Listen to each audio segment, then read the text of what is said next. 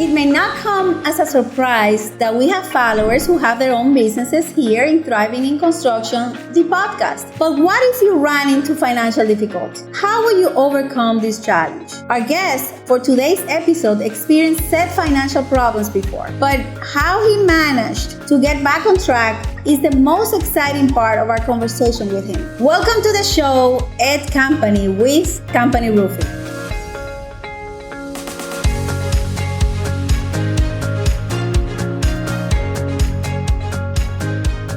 Welcome, Ed, to our podcast. Thank you so much for being here. I am very honored for you to be here, and I thank you very much for accepting my invitation to come here. Well, I thank you for allowing me to be here because I take this serious, Patricia. Anytime that we can reach out and help people better themselves, I take that very serious. And that's one of the things that impressed me the most about you when I met you. I remember when we met? I do. Yeah. On the roof of which school? It's Silver something. Yeah, I think we met. Broward, right? But, it was Broward County School, yeah. So we were having some issues finding a good roofer, and somebody talked to us about you. And I was very impressed because it's not often that you hear a man in construction, owner of a company, just be so vocal about what God has done in your life. It's not normal. I mean, I have never had that experience. And I'm one that talks. So that impressed me. Not only that, but also how great you are at your craft and the passion that you have for production, as you call it. It is. And I'm surprised to hear that, first of all, because I would think that anybody that's in any business in the construction end would take pride in what they do and have passion for not only for the work, but for their teammates and for their customers, especially their customers. They're the ones that keep the flow going. Without them, we'd be lost. That's true. I think that there's a difference when people are more successful than others, right? And the passion that they have, even if you're raising kids, right? Or you're in your relationship. How passionate are you in your relationship? How do you show up? It's like everything in life, right? It is. I believe that my upbringing had a lot to do with it, and starting from the ground up in my trade had a lot to do with it. And then it was my time to step out and be the leader. I was a good follower. I was a really, really good follower because I don't believe you can be a good leader until you're a good follower. Right. And when my bosses told me to do something, they didn't have to double check. It was done. So to give perspective, because I know you, but people don't understand, where are you in this journey? Can you talk to the listeners about your company? What do you do? Your clients, the type of work you do, private, commercial, and more or less the level of growth where you are, so that they can understand your journey. Okay, I was raised on welfare in upstate New York. I had a mom who raised 6 kids on welfare. She'd done the best she could, but she failed. She failed terribly. And when I finally had to admit that really hurt me. But that helped me to heal and helped me to deal with life on life's terms. I grew up in the roofing industry because being on welfare at a very young age, I had to pay for my own clothes. So my brother-in-law owned a roofing company, a little roofing company, and he let us work from the time I was 13. I hated roofing until I was 19. And at the age of 19, he allowed me to do piecework. For the first time in my life, I made $150 in one day. So I was hooked. I was passionate. How long ago? Oh, that was 50 years ago. 50 years ago, $150 in one day? One day, yeah. That's a lot of money. It was a lot of money. Yes. People don't understand how much they can make in construction, by the way. Well, I'll share with you a little bit. So, but go back to your story, because I'll bring you back to the. So basically, I was raised with a poverty mentality, and with poverty mentality comes all the isms, the addictions that feed into that environment, and I took up all of them. You name that addiction, I hooked myself into it. Even workaholism eventually. But I always worked hard, and I called it playing, but it really wasn't playing. It was addiction that I had to overcome at a young age. And I battled it in my middle years, too. But I learned my trade really, really good. I worked really hard. As I said, I started from the bottom up. And in 1993, I felt it. Well, when I turned 35, I had a spiritual awakening. I got saved. And my whole life changed. My whole attitude changed. My pastor told me that that with God, all things are possible. And I think Jeremiah 29:11 says God's plans for us to prosper and to have a blessed future. I may be paraphrasing, but that's close enough. And I believe that. I just believe that God wanted me to have more than what I had. And then I started studying God's financial principles. It's not just the tithe and the offering. If you go into his financial principles, I know this is not a Bible study, so I won't get into that. But that really, really changed my life. And I don't give to get, but I do give. I give freely when God tells me to. So in 1993, I went to my wife's work. She was a mail carrier. I told her I quit, and we're going to start our own business. And man, you thought we hit the lottery because she was all in on it. Now, the problem was we had $3,000, and I didn't even have a truck. So I had to borrow a pickup truck. Didn't have any work, but I had 5 guys that believed in me. 5 really good roofers that believed in me. And the next day I knocked on a roofing company's door up in West Palm Beach, Gulf Stream. To this day, I'll do anything for that guy that he ever needs. He kind of misused me a little bit because he gave me all the hard jobs, but I was so grateful for those hard jobs, and he kept us busy. Kept us busy for 2 years. God wouldn't give me any of my own work. I can look back now, Patricia, and see that the reason he was letting me train, he was letting me learn how to be a businessman, because I was a very good roofer. I was very good in the trade. I knew nothing about business, and when you get baptized by fire in business over and over again, you learn quickly. The first year, if I knew God was going to have our company this size, I would have quit the first year. Because I worked for large roofing companies. I didn't want anything to do with that large company. But God took us from $1.5 million the first year to $3.5 million to $5.5 million into $10 million in 4 years. And then 9/11 happened, and all hell broke loose financially. So that was the first time we lost $4.5 million. But being on welfare, $4.5 million. yeah, because all our contracts were locked up. And I went out and bought all new sheet metal. I bought all these new vehicles. I didn't know about capitalization. I wasn't taught about that part of the business. I thought as long as I was making the money, I could always make that money. And when 9/11 happened, all the big projects got put on hold because the financial world thought the world was coming. For 6 months, I called in all my creditors one by one. I said, look, last year you thought I was that golden boy. And this year you think I'm a putz. I'm the same guy. If you give me time to pay you, I will pay you. And some of those payments were only $200 a week. But the majority of them worked with me. There was a few people that really turned the screws up on me and tightened it up. But God, it was about God. You know, miracle after miracle after miracle happened to carry us through financially. For a $10 million roofing company to be $4.5 million in debt, all of my financial... No, all my financial advisors said throw the keys in the door and don't go back. But there's nobody to catch them. But you believed in that Jeremiah 29. I believe in John 3:2. Beloved, above all things, I wish for thou to prosper and be in good health, even as thy soul prospers. That's my favorite scripture. That's what I live. And there again, it's God's financial principles. We were givers and we were tithers, and we come expecting. I get up in the morning, look for people to bless. In return, I look for my blessings so I can continue to flow. That's beautiful. Want me to continue? That's beautiful. No, So, I do. Well, okay. So today, this year, we'll do just under $50 million in revenue. That's impressive. Our customers are high-end custom homes, commercial buildings, industrial buildings, schools. In Luna County, we have 3 schools going at this current time, and you know, the schoolwork is tough, but we're really such a huge blessing right now. Because the way that the industry is, without those schools, you can't get insulation. And these schools don't need insulation. It's like, okay, God, you knew something I didn't know. Because I really would like to say, well, I was a little smart and I planned all that. I did not plan all that. And I know this is just going to carry us through. God put those schools there at this time for us, so we don't run out of work.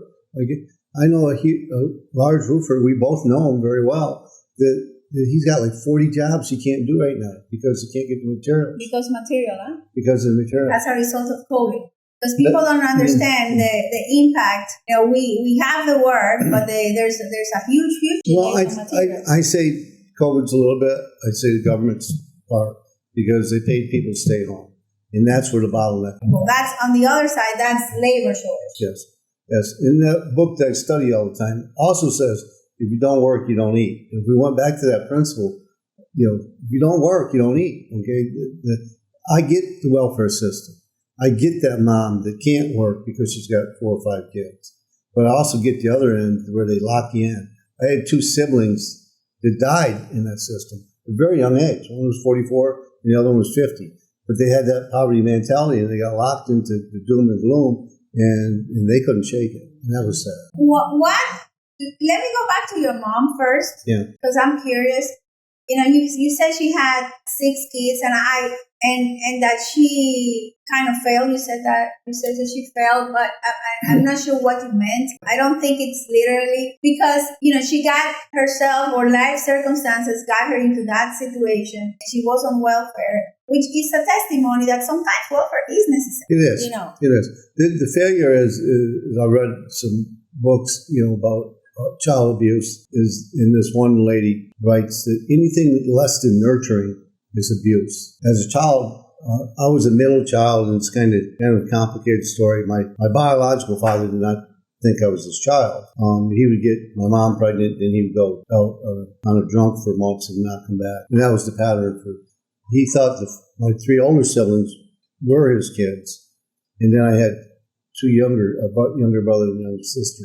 So I got kind of froze in the middle, and then I stuttered. So I ended up with all these, I guess, self-doubt things that were pumped into me. Give you a little testimony. I can laugh at it now, but it was pretty hard. Went to kindergarten, and I stuttered so bad that the kindergarten teacher brought my mom in and said, if you don't stop him from stuttering, he can't stay in the class. Oh. Now, at that time, we're talking 60 years ago, okay? So it was a lot different. They didn't have the classes for a kid like me. Now today they just take me over to another classroom. And that's still sad. I mean, that was the teacher. They should have had a little more empathy and sympathy towards me. And that was, how I was raised, okay? The people looked down on us. We were welfare people. And, we didn't have things. And I grew up until I was 13, I took it. And then at the age of 13, I became a fighter. You became? A fighter in school. I was a little guy, but I was tough. You have a voice. I had a voice. Exactly. So I had a voice. I couldn't be heard. They heard me then. They heard you through that. And that was not good. No. But that was survival. It was survival. It was not the healthiest way. Yes. But people recourse to that. Yeah. Because, we all want to love and be loved. And we are afraid of not being enough, not being important, not to be loved. So we do whatever it takes. So as I have grown in my life and I have looked back, I believe we are all capable of being really good and really bad, in my opinion. Because we have false self, true self. We have our spirit. We're also human. And depending on what we're feeding, that's how we're going to show up, right? And I've learned this recently. There's either you're living suffering or you're living in no self, right? Anyway, so your mom. Because I'm trying to picture her, whatever she was going through. And as a mother, I think we all want to be nurturing and caring. We want to do the best for her. I mean, we love our kids. Not all women, but sometimes there's issues that don't allow them to be, give as much as we would want them to be. So I'm trying to look at that part of your life with some empathy and compassion, totally without judgment. So how do you, now with what you have learned, and you have seen what God has done in your life? I love my mom. More than anything. When I say she failed, she just failed because she was nothing but a kid when she started having babies. And back in those days, my father was not a man. He didn't stick around and take care of his wife and his children. And she did the best she could, but she ran. She ran to the addictions. And all the women in my family, they all had, back in the 60s, they had these big jugs of little red pills. They called them nerve pills. Well, I don't know, they're barbiturates, but that's what the doctors would give them out. If a woman had little issues, all they do was give them some, call them nerve pills. I don't remember what the name of them was, but they all had them. They all took them like candy, and then they all drank. They all drank heavily, and And of course, I grew up to be an alcoholic because that's what I was taught. So, oh yeah, I love my mom. Probably the proudest thing I ever did was buy her a house before she died. Yeah. How did that make you feel? It makes you feel good. Yeah. And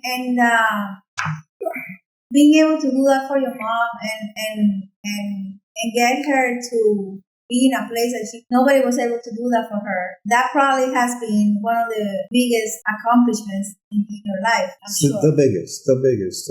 I'm proud of what I've done to be able to help my children get to a different level that I never would have achieved, that I didn't achieve through coming at their age. Their 30s, and they both own their own homes.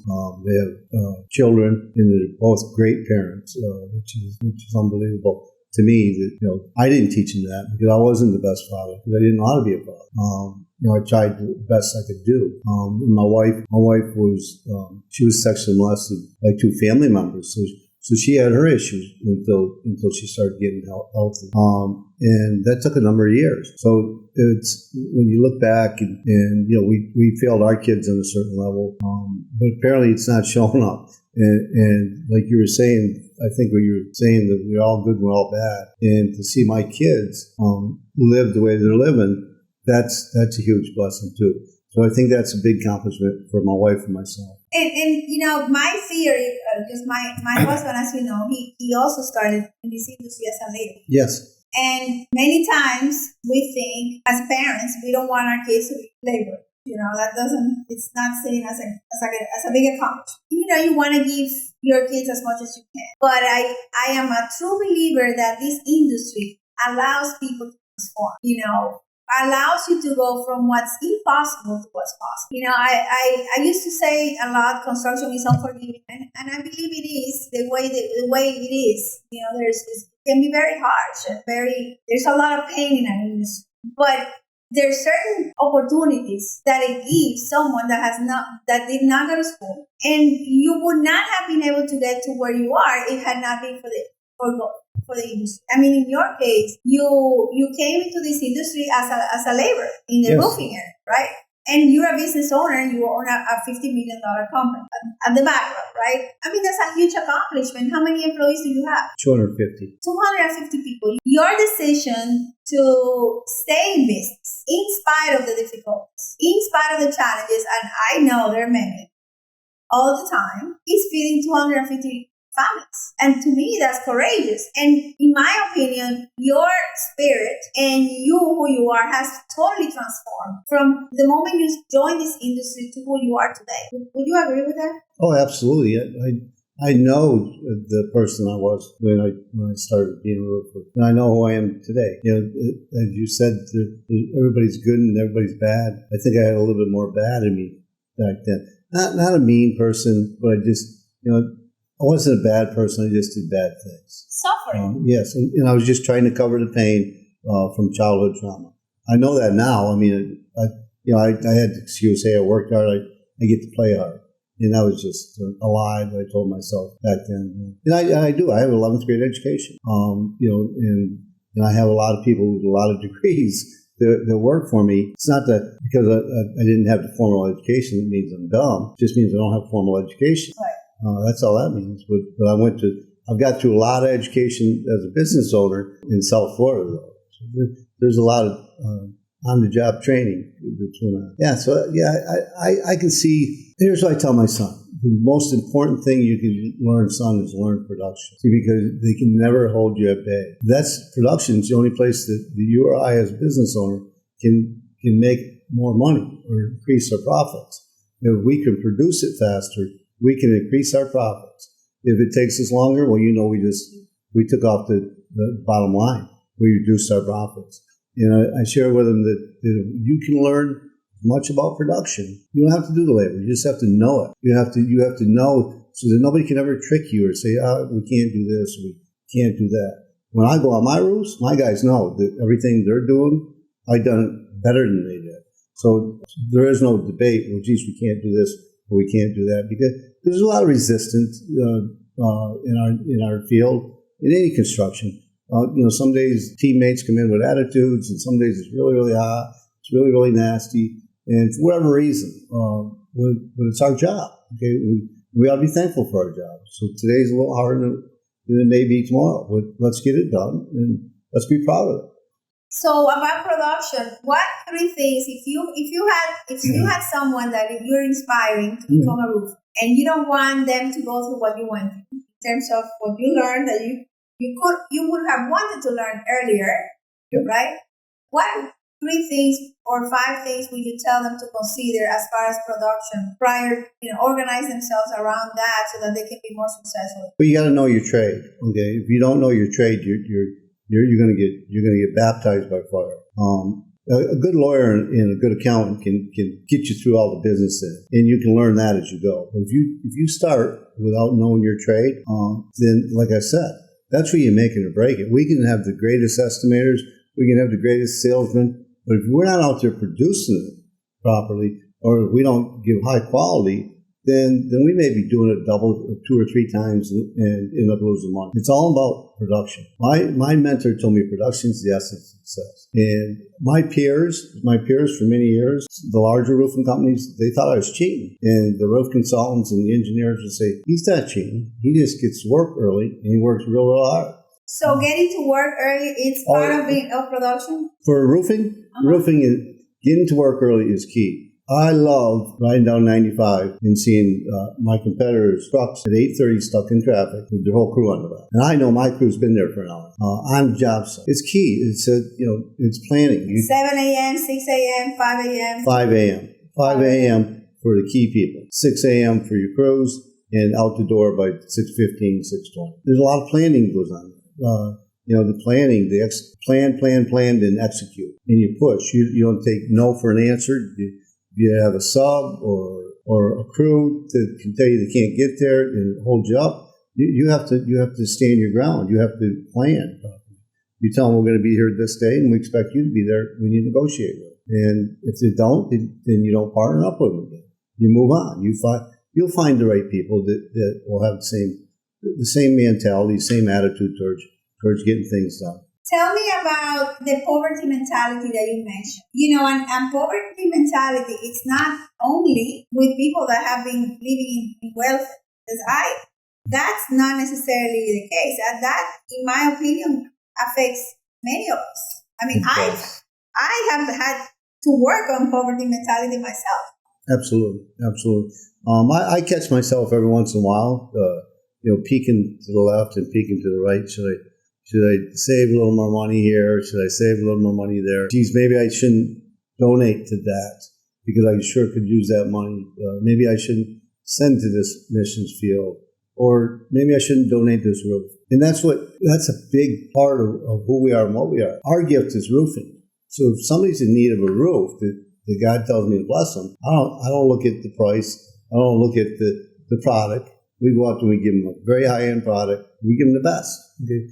And God said we're to bless them, and it doesn't matter if they got money or not, because sometimes that you don't know the person with the money what he's done behind, or she, because it's usually a he and a she done behind the scenes. When I talk about me, I talk about we. My wife we're joined at the hip. I wouldn't be in business without her. She's incredible. She works the magic with the money. Okay, I make it, and she spreads it out. We have a lot of fun talking about how she can spread that money like peanut butter.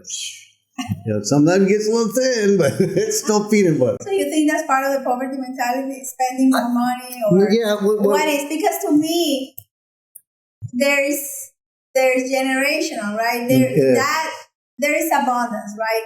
But to me, poverty mentality is about thinking of lack before their abundance there is. I mean, you have been playing in your life between that poverty mentality and your belief that everything that is available, God wants to give it to you. Absolutely. So that comes from an abundant mindset. And whenever you discover that, I'm sure you were probably like, oh, okay, well, that's... All my life until I was 35, everybody told me what I couldn't do. Everybody told me how bad I was. I was a welfare rat. I was good for nothing. I was a jailbird. I come from that side of the tracks. And then I get saved and I meet a spiritual leader that says, no, look in this book. Look in this book, and this is what God says. With God, all things are possible. He said, God wants you to be blessed. As a matter of fact, my pastor, after we started our business, he gave me $10,000 to buy my first pickup truck. Trust me. he still didn't bless him over that. Yeah, it was a pretty good investment for him. We'll leave it at that. Yeah, he's still he's not my pastor anymore, but he still gets money every week. I'm sewing back into his life. And that's what happens. You bless someone with whatever you have, even with words. Absolutely. And that person goes on to bless so many people. Now you have 250 employees, and whatever number of them that have come through your company through all these years that you've been able to bless. Absolutely. And and in that journey, I'm sure there's been women also. I want to talk about that because I'm a firm believer that when a woman is empowered, it affects so much. When you empower a woman, the husband is influenced by that in a positive way, and so are the kids. But when you take away, when you diminish a woman, so much is affected. Because we have a lot of power and a lot of influence in the family, right? To that extent, in the community. Absolutely. So talk to us about women in your life. We've heard about your mom, which, but I'm sure you have your wife, and you just said that without her, you wouldn't be who you are. So, to my point. Yeah, to be honest with you, I don't see woman and man. That's the truth. I don't see it like, that's what a woman can do. Maybe a woman can't do some of the physical stuff, but I'll tell you what, my key people are women. I have my son and my president of my corporation. All my other key people are women. They can deliver a baby. I thought about that. They'd have put me to sleep if I ever had to deliver a baby. There's no way I'm going to do that. I cry when I go to the dentist, okay? So imagine the effort that they give forth just by delivering a child. And why would we think that a woman can't do what we do? They're as smart as we are, okay? All the studies show, most of them show they're smarter, okay? So I don't get that. See, I don't get where people say, oh, women can't be in our industry. What do we have in our industry that would dictate that? So I'm probably the wrong person to ask that. No, actually, you have because you did say that you couldn't be. So I want you to tell us who are the key women in your life, okay, as far as in the professional life, okay, and what role do they play in your company?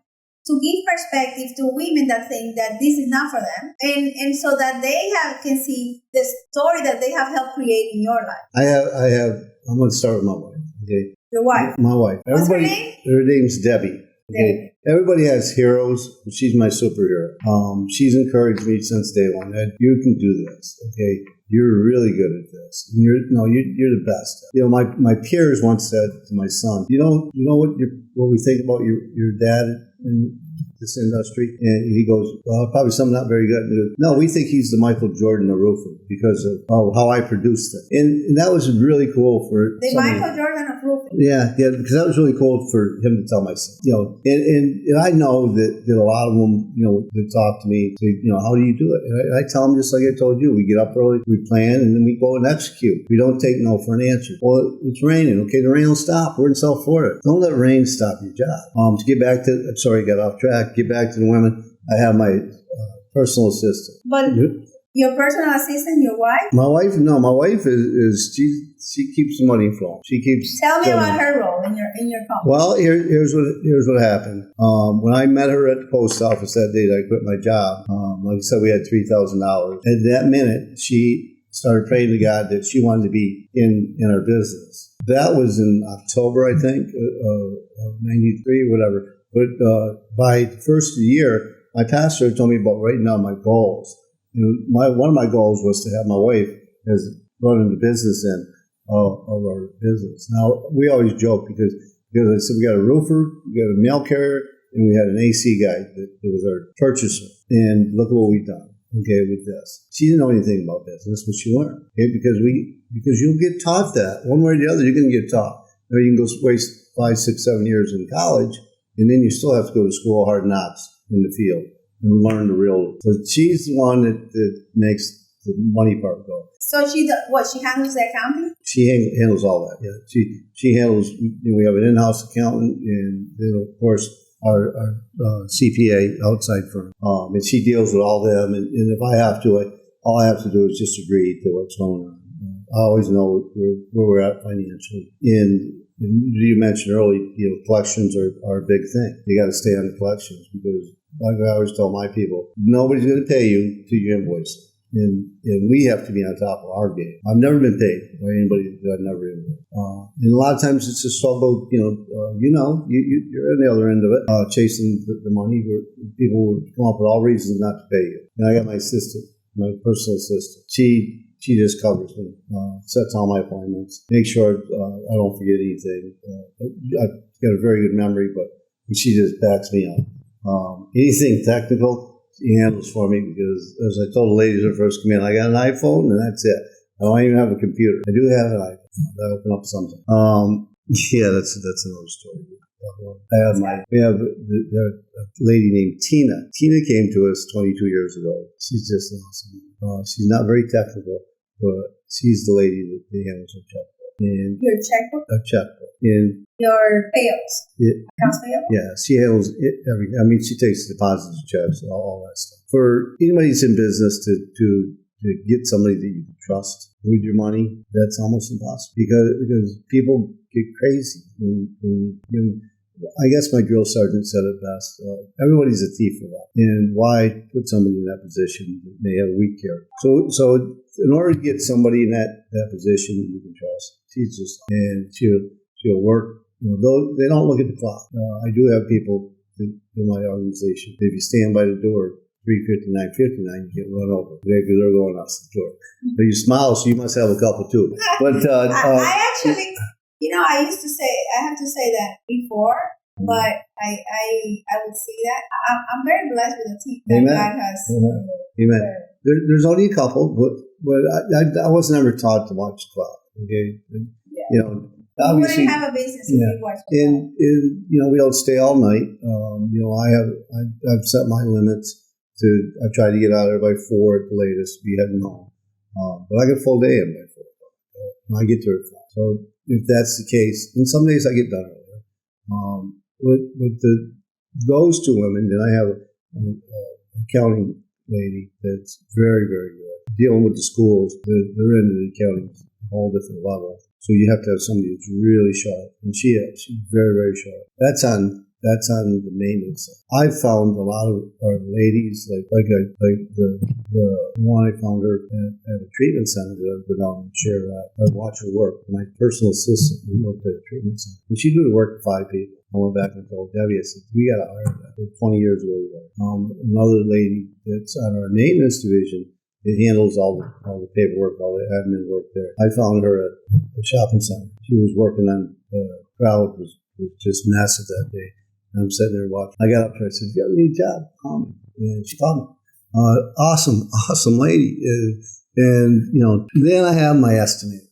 Her name's Twee. Oh yeah, she's a character. Twee is a character. She drives me crazy some days, but like I tell our whole team, that woman works miracle because she can do an estimate 10 times better. Like, she digs in those pages and those details, and that's extremely important. She fights you. Yeah. She fights anyone. I've seen her. She's a character. Yeah, she is. She's aware. She's very, very aware of things and very smart. I mean, she went to the University of Florida Construction School. So, I mean, that's the top of the national schools for construction. Yeah, awesome lady. And she doesn't watch the clock either. I have to run her out of there sometimes. Out of the house. Yeah, that's amazing. So the role that women play in construction, have you seen more women joining the construction industry since the moment you started? You've been in it for a long time. There were very few women. I mean, even the office people were not women.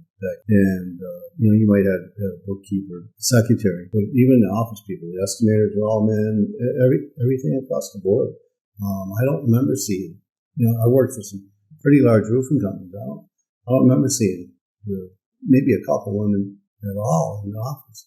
Yeah, so I have. And then we start to see a lot of project managers because women can organize. And a project manager has to organize. They have to manage the job for us. And to me, it's not a man or woman. It's just a person. Right. Okay. If a person works hard and has got passion, it doesn't matter if they're a man or a woman. They can do this. I agree. And Emilio's like that too. He doesn't distinguish. Yeah. right? He doesn't see a difference, which is great. And I also know you embrace diversity also because your estimator, where is she from? She's like Vietnamese. I Yeah. have Vietnamese, I have Chinese, I have all the Hispanics down through Colombia. I think I even get somebody from Chile now. Yeah, I don't think I got many white people though. Well, tell us about the shortage of labor in the That's you know. I'd like to say I know that. I know that, but I don't put ads in paper. I send it out to the Holy Spirit. I need this person. And I really don't know what I need, so you're going to have to send me what I need. And I've done that since the day I opened up. We need more laborers. We need more crews. Because a lot of times, the workers come to you as a team. And which is okay with me, as long as they're high quality, as long as they're safety conscious. I don't care how you come. If you want to come in a group, then I can work you as a group. I had to be very, very flexible. There was a time when I was rigid and I couldn't see doing that because that wasn't the way I was taught. Well, the industry's changed. There's very few white people that come in as laborers. If they have, they come in with a whole lot of baggage. There's no black people that come in as laborers. It's all Hispanics. This is Hispanics from all the countries. Why? Why is that? I don't know. I don't know because roofing was very, very good for me. I do know. Okay, it's entitlement. It's entitlement. Okay, listen to the way our government switched over the last 30 years. Even 20 some years ago, it was a mix. The construction industry was white, black, and Hispanic in the South Florida. But that doesn't matter where you're at now. You go to another state, they're Hispanic. Very few Americans, American-born, even Hispanic, are not going into the construction field. As far as labor, they obviously, because they go for an education, they get an admin job or some kind of support, inside support job. And I don't know. I don't know other than that entitlement deal. So I don't know what that is. I think that's sad that our country is there. But it's a reality, okay? There's got to be a reason. When like I said, there's still a lot of kids that don't go to college. If you don't go to college, you don't have a lot of the corporations looking to hire you. They want to see a shingle or some kind of education. Is it possible that, so what goes into roofing? What goes into the safety of the employees? What's the hard part of, being a roofer? Because maybe that has something to do with it. Well, I don't believe that. Okay, here's what I believe. Okay, the vast majority of our Hispanic labor are not born in the U.S. In the cultural thing, when they come, they don't come being trained and taught about safety. They come with a lot of bad habits, and we spend a lot of money and a lot of training to teach these young people. Now, to me, my most important person is that person out doing the work. I tell everybody, that's the most valuable person we have. So to keep them safe, to keep them out of harm's way, then we should be very serious about that, which we are at Campany Roofing. That's our biggest asset. That's where the money's made, or the profits are increased or decreased. So what's the most challenging job you had? It was called LaGorcie. It is called LaGorcie. It's down here in Miami. It's 39 stories. We had to go in and we had a 30-day window. Everybody said it couldn't be done. 30-day window to do the project from start to finish. You had to, this is not new construction, renovation? No, this is a renovation. We call it demo. Okay. So not only are we tearing off the roof system, we're tearing off the lightweight, which was very thick. It was all quartered off. There was like screen walls, with honeycomb screen walls, and we couldn't get to each section. We had to take it all the way out to the back. That's the only place we could paint. And it was done during the wintertime when the wind blows. If the wind blows too much, you can't use the crane. So that was very challenging. We had to cut holes in these screen walls. And we had to burlap bag all the debris out and couldn't wheelbarrow because there's too much mechanical. We got it done in 28 days. Wow. And you got paid? Oh, yeah, we got paid. That's important. Yeah, we got paid, yes. Yeah, they were very impressed, yes. That's how we get our reputation. That took your planning. A lot of planning, okay, a lot of planning. It's a lot of communication because, I can plan, but if I can't communicate and convey the plan well, what's that game they call telephone? By the time you get around 4 or 5 people, yeah, you got a whole different story. Yeah. Today, what's the biggest challenge you have? Collections. collections? Yeah. Why is that an issue Well, in our industry? well, I think mine are because of some of the government work and how slow they pay, and there's a couple other jobs. There's a thing called change orders, and you can't even invoice for change orders until they approve for it. And like just for instance, we got $800,000 change orders work done because it'd be more costly if I didn't do it. If I held it up for months and months and months, I'm a bit of a gunslinger. I take the risk. I believe that everybody's going to do the right thing down the road, and if I don't get paid, then it's a gamble as a business owner, and we gamble every day just by opening the doors. I have done that's something that change order work, and we tend to do it. A lot of times they force us to do the work without an approval. Yeah, for sure. And that's money that you put out there, but it's not money that you can collect until all that paperwork is processed. So that's one of the things that causes more stress in this industry. It is. And there's a couple of things I want to ask you. One is related to what really are the three biggest things God has done in your life that you attribute your success where you are today. When you look back at your life, where God has been, and your opinion on, I don't know if you're familiar with the suicide rate in construction, but I hear it. I don't listen to a lot of negative news because that stuff will get in my spirit also. Right. We'll talk about it. I do want to ask you. So I'm going to repeat the question. What has God done in your life? Where is the transformation? Where is the transformation in your journey of God that you said you had an awakening at 35? And how can you correlate that into the construction world? Because we transform. Absolutely. If I had not got saved, I would have not changed my attitude. I would have been the welfare mentality or the poverty mentality. The doom and gloom. I'm nothing. I'm never going to be nothing. I'll tell you, this is a real story. My father-in-law died. I know my mother-in-law got some money. I asked her to borrow $10,000 so I could buy us a trailer. That's as big as I could dream. When I got saved, I started dreaming. The sky's the limit. If I can dream it, God can do it. And it was like overnight, the mentality just changed. That stuff doesn't come in. If the negative stuff comes in, I send it right back out. I had a building that collapsed in Miami that I was doing the work. The recent building, yes. The Surfside building. Yeah, Surfside building. But that's not your building. I was putting the roof on. It was not my fault. Let's clear that up. Let's clear that up. Yes. All we're doing is you were just not putting the roof on, but doing a renovation on the roof. Yes. It had nothing to do with the foundation. So you are the roofer. We know about you. But we're in the news. But so tell us about that experience. Tell us about the moment when it happened. I'll tell you about that after I tell you the next two things because they're really good and they're really connected. Second thing is I learned about God's financial principles. I studied them and I apply them. I live by them every day. And the third thing is my wife. She encourages me and she loves me when I'm not lovable. She tells me that I'm her Superman some days when I doubt everything because some days I wake up and I just can't have that energy flowing. Not very often, and that's when she's there and says, "Come on, you can do it. You've done it before. Let's go get them. Go sick them." Two kinds of dogs: sick 'em dogs and the dogs that sit on the porch. I'm a sick 'em dog. Yeah. And totally a miracle. You ended up being married to her. It could have been a totally different story. For sure.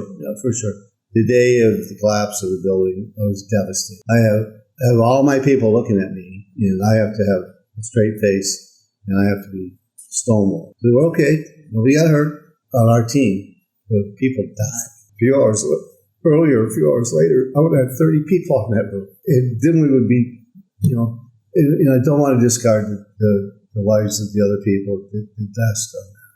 That was a sad day. And it still is.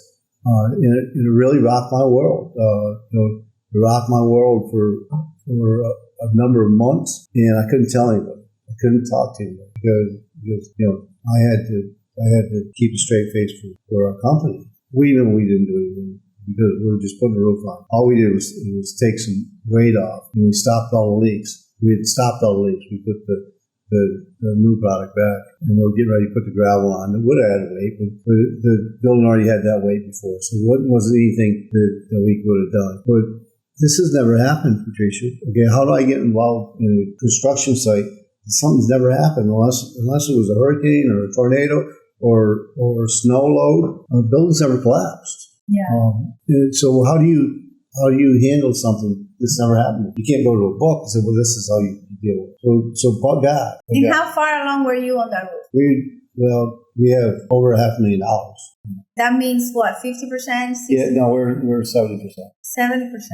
So maybe 80, maybe even 80. Because all we had to do was gravel. So you learn about this news, and I guess I'm sure you were super concerned about your employees. You find out that they're okay, and then you know the tragedy, because we didn't know exactly how many people were affected by the collapse. Right. That was devastating. Right, it still is. I mean, it still is. What do you say? Families. I don't have any word. The empathy, the sympathy, the compassion are there, but no, there's no words. There's no words. I mean, and then you don't want to be rude or crude and say, what all this money's over. I did the job that I was asked to do, and I paid for all that stuff. And I got to pay for the materials, which I did. Alright. And so you compartmentalize. You say, okay, that's money. Okay, we know how to deal with the loss of money because we've done that before. So I know how to deal with that. I just put that over there. I have to deal with my banker and whatever on that because of our line of credit. So you know what to do. So that being said, that was the worst thing that ever happened to me. And I've had some pretty crazy things. I mean, I had a guy fall off the back of the truck and die. That was sad. He was setting up on the back, did something crazy you're not supposed to do. But yeah, so I've had some crazy things on my way. That was when I worked for another company, but still I was in charge. We opened the conversation with your mom. Yep. And for some reason, I want to close it with your wife. How do you deal with the challenges at work, challenges like search site, and then go home and try to have the best relationship that you can have? How do you do that? How do you marry the two? Well, we have a lot of God, and then we go to therapy because we both carry a lot of pain, a lot of hurt, a lot of guilt from our childhood, and then we've taken counseling, like you said. We had classes on listening and talking about it, and we actually practice it. It's because I don't know about you. I used to wait for her to shut up so I could talk. Now I listen. And she seems to like that a lot more. And I think she used to wait for me to shut up so she could talk. And now she kind of hears my side of the story. So you take a lot of listening and talking in boundaries, and we don't force in conversations. We check everybody's emotional needs. Are you open for me? I need some of your time because I need to talk about something. Now my emotional meter is on a 7. If she could rock me a little bit, I said, no, we need to talk about it later. If it's on a 5, throw it at me. I got you. Give me anything when I'm on a 5. I can handle that. Like a fastball right down the middle. So, but if I'm already up a little bit, a little elevated, you got to give me some time. Same with her. She said, no, I don't want to talk about it. Okay, we'll talk about it later. I make a little note. I'm a post-them freak. We have post-its all the time. And she'll pick one up that I drop. What do you want to talk to me about? How do you, in your vision, I remember you said before you met God, your vision was to buy a trailer. That was my dream. That's as big as I could dream. Yeah. What's your dream today? I want to be financially free. I want to be able to set my son and my president, who's just like a son, president of the roofing division, up to take over, to continue the legacy. And I want my wife and I to be able to go to all the national parks in the United States in our RV. So that's my dream today. Not nothing huge. Be able to help my grandchildren have a better start in life. I'm blessed with a 3-year-old, a 4-year-old, and a 5-year-old. Unbelievable. And in terms of giving, because I know you give a lot, and I know you have a lot of people that you help. Where's that vision? Like, is there something that you say, wow, I see so much pain in here or there, I would love to do this? get. There was a time when I locked myself into a box. I'll give you, for instance, I'm big on pastors.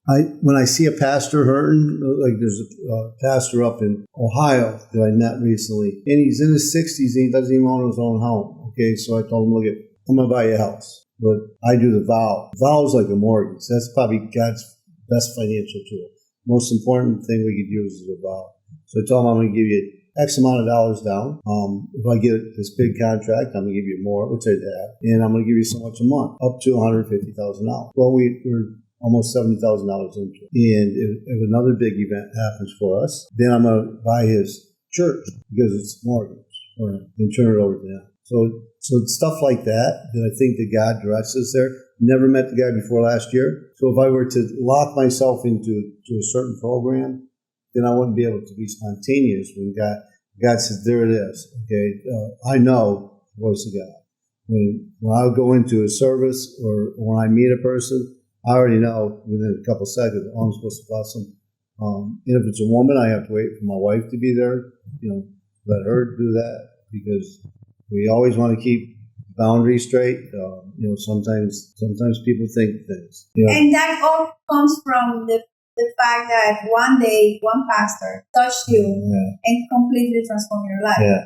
So you believe instead of you going ahead and being the one touching people one by one, you believe in what they do. So you help them continue to do what they do well so that they can transform others. Absolutely. Is that true? Absolutely.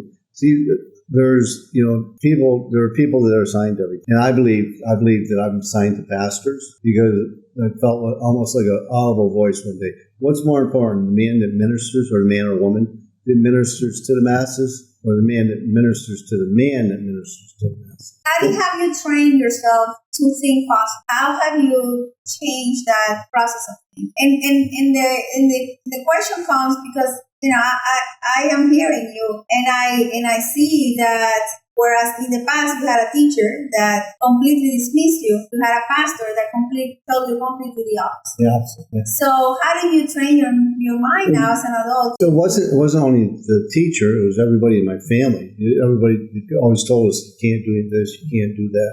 And my family they were so negative that they're always gossiping about this or that one just to make themselves feel better. I have a plaque outside my door about gossip. Is it true? Is it good? Is it worth telling? If it's not, don't talk to me about it. And my team knows that I hate gossip. Don't bring me in. Don't talk about another roofer. I'm not the roof police. Okay, don't talk about another GC or somebody. I'm not the industry police. Pray for them. Okay, if they're doing something wrong, pray for them. I don't let that stuff get into me. I don't. Like I said, I don't listen to a whole lot of negative news. I keep enough in me so I stay current. And I pray for my leader, my president. I don't care if it's who I voted for or not. They're in charge of this great country. They better make the right decision. So I want God to be pipeline right to them, regardless if I like them or not. It doesn't matter. They're in charge of our country, and what we do comes from the top. Yeah. And you said it before. You know how to follow. Amen. Sometimes it's a time to follow. Sometimes it's a time to. Yeah, for sure. It's an awesome place to live. This South Florida. This roofing industry has been really, really good. Really, really what? Good to me and my family. Okay, so I got brothers and sisters that joined in and didn't have that poverty mentality, that reaped the benefits today. My kids reap the benefits, and my teammates reap the benefits. We've helped many of our teammates buy their first house, and that's pretty cool. Like I said, the learning God's principles. When my pastor told me, this is what God said, and that's a faith thing. You not think negative, think positive. And it's kind of like good and bad. They're not different things. Just like hot and cold. Okay, I don't think about the cold. If I'm cold, I think about the warmth. It's on the same spectrum. Okay, you just got to slide over. Negative and positive, same spectrum. I just got to slide over. How do I get warm? I go and get in front of that fireplace. How do I get positive? I go do something positive. Okay, my world's not going so good today. Let's go make somebody else's world. And seeing their eyes, seeing a young lady that I blessed, not big money, a tip at the Restaurant. well, it was at the mall. It wasn't even a restaurant. It was a Philly cheesesteak. You would thought I'd give that little girl $1 million. And she started crying. She goes, nobody's ever done this. It was $100. I mean, it's like, come on. But that's made a difference. And she goes, God bless you. I said, he does. How do you think I was able to do this? God blesses us to be a blessing, whether it's in our industry or whether it's in our home or whether it's in our place of worship. The rules are really, really cool. Read God's financial principles. Okay. What are God's so three things about the principles? Make that clear so we can close this and the return. Okay, you put your money in the bank, you might get a 1% interest. You go down and you invest, you might get 10% interest. God says, I'll give you a 30, a 60, or a 100-fold. That's 3,000%, 6,000%, or 10,000% return. If you go over to Deuteronomy 1:11, it says 1,000-fold return. That's 1,000,000% return. And it's real. I don't know how it happens, but I can give you testimony after testimony after testimony. I gave $3,800 in an offering one day. My old boss, who was mad at me because I quit him, calls me up and says, hey, I'm going to give you this job because I can't handle it. The profit was $350,000. The process, so the one thing is to give. That's the most You'll get the 1,000. Yeah. That's the most important thing, okay? We don't give to get, but that's what the rules are, okay? I don't give and say, okay, I'm not leaving until you give it to me. No, that's the rules.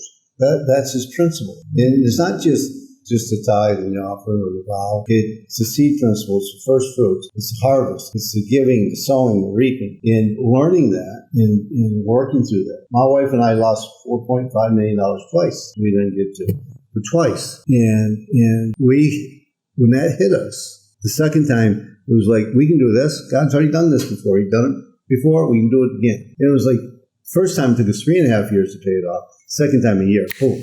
Gone. And it was miracle after miracle. Got a GC we owed $40,000 to in the Villalinus property. We call him up. Hey, that wasn't mine. That was the guy that owned the business before. Don't worry about it, Ed. Send me over an invoice. I'll pay you the invoice. You and I'll work it out later. That's God. But God. Okay? And I can tell you testimony after testimony after testimony where that happens. Not because of me, because of him. I'm a knucklehead looking for a place to be a knucklehead. He put a little God in me. I'm a pretty good person. Grace and mercy that follows you everywhere you go. Talk about that grace. Yeah. Grace. Yeah. Amen. Yeah. So that is what gives you the strength to go through the challenges that you go through because you know He's done it for you once and He'll do it again. Yeah. So when you help another person achieve something that they just can't, okay, they can't on their own, wherever they're at right then and there. My wife and I have struggled financially, okay? And, there's days when we just want to say, why, God? Why? Well, it's character building. The first time around I made money, I failed. I failed in character. It overwhelmed me. I'm not proud of that, but I failed in character. That money went to my head, I was a big shot. I'm not a big shot. I'm just Eddie. I'm just here trying to do the best I can. And if God tells me to bless somebody, I bless. Yeah, that probably came from that time where you... It was, the poverty mentality and all that stuff. Absolutely. But now it still comes back in. I mean, it still shots across the bow. But you kill it. Yeah. We don't let it in. You keep on going, go to somebody else, yeah. So now you're going on vacation. I want to wish you a really, really amazing time with your wife and your family. Oh, yeah. And yourself, because I know you guys have gone through a lot of stress lately. We have. And it's a moment to reconnect and replenish. Yeah, we are. So I wish you that you rest, that His grace and mercy continue follows you. I thank you so much for being here. Thank you for allowing me. For sharing your story and allowing yourself to be open. And people need to hear the miracles in your life. Yeah, I'm a tough guy, though. The tears, they weren't real. But you know what? I used to cry a lot because anything that was unfair, I couldn't have control. I would cry, and I found liberation in being vulnerable because it makes us real. Amen. It sometimes we want to show that we are impenetrable, that we're perfect, and we're not. And how can we connect to someone and be empathetic if we cannot put ourselves Amen. in that other person's story. Amen. Something just clicked in my head. Can I share one quick testimony? Yes. You got time? Okay, so I'm in business a year, just a little over a year. I have $8,000 saved, and I read a newspaper article. It said roofer scam elderly couple. Now, Roofers what? scam elderly couple. Okay, Oh. so and that was when our company was in Boynton Beach. So I call up the detective. I said, "Look, roofers in scam them. Scam guy scam." So we'd like to help. Now they said, "Well, what's up?" I said, "No hidden agenda. I would just like to go meet the people and see what the problem is with the roof and let me help." Well, the roof was shot, and these guys went over and busted up some tile. Make a long story short, we donated the roof. Spent everything I had. Okay, I've done that a number of times, and it was $8,000. I had a supply company help me because the roof cost $15,000. Just a little tiny house back then. It was almost 30 years ago. And here's what happened. Out of that one act of God, they come in, they wrote a newspaper article about us. The roofer on a mission. And that one act of God, I put my hand on $8 million worth of contract. They did a follow-up story the next year, another feel-good story. They went to the same detective, so yeah, this guy's a great guy. And I could put my hand on $5 million. They told me. Went to negotiate with a guy. He said, "You know what? I would love to get this contract, but the guy I really want to hire is the guy in Boynton Beach to help that elderly couple. I had a briefcase at that time. I carried a newspaper article. I said, "You mean me?" And he goes, "Oh my God, let me sign you a $1 million contract." That really happened. No, I didn't do that to get all this work. This is what happens. This is what happens. You can't outgive God. I don't know how a black and white cow eats green grass and gives white milk. Nor do I know how the seed principle works. But it works. Amen. It works. Amen. Thank you. You know, you reminded me when I divorced and I became single. It was a very tough moment in my life. It was not easy, but there was a roofer that helped me. I bought this house. I wanted my kids to live in a good neighborhood, so I bought a house that was really needed renovation. And one of the things was the roof. And one of the roofers, he didn't give me the roof, but I know he gave me a really good price. So you see, there are other good roofers help. Roofers help. Well, thank you so much for being here. Thank you. And thank you for what you do in the industry and for being an example. Thank you. Of courage, determination, and being the word of God. Amen. Amen. Thank you. Yes. Thank you, Tracy. Thank you for listening to Thriving in Construction, the podcast with Patricia Bonilla. If you enjoyed this episode and you would like to help support the podcast, please share it with others and leave a rating or review on Apple Podcasts, Spotify, or wherever you get your podcast. If you have any suggestions or any related topics you would like us to tackle in our future episodes, feel free to reach Patricia by sending her a message through the website anchor.fm/thrivinginconstruction or find her on LinkedIn. Thanks again, and we'll see you next week here in Thriving in Construction, the podcast.